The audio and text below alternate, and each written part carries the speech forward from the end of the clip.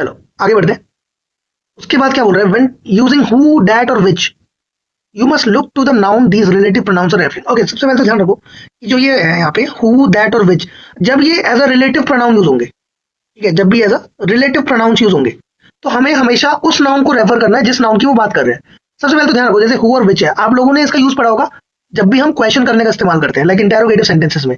लेकिन who, which, what, that, ये सारे वर्ड कभी कभार एक सेंटेंस में एक रिलेटिव प्रोनाउन का यूज करते हैं, की तरह यूज होते हैं।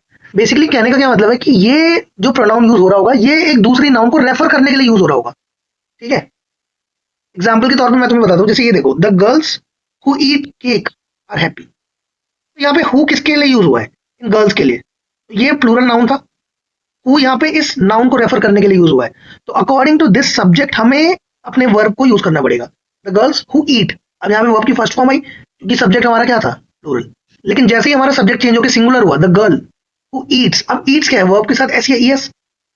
तो ये हमारा कब आता है, जब हमारा जो सब्जेक्ट है वो थर्ड पर्सन सिंगुलर होता है। तो यहाँ पे गर्ल की बात हो रही है, द गर्ल, ठीक है, सिंगुलर नाउन है, तो हमारा जो वर्ब है वो क्या आया, सिंगुलर, ठीक है। तो वही बोल रहा है यहाँ पे कि are referring to in order to determine whether the subject is singular और will have a verb ending in S, और plural with and have a verb without an S. तो ये बात मैं आपको पहले ही बता चुका हूँ कि अगर वर्ब में एस या ई एस ऐड हो रहा है तो वो सिंगुलर वर्ब की तरह काम करती है, ये बात का ध्यान रखना, ठीक है।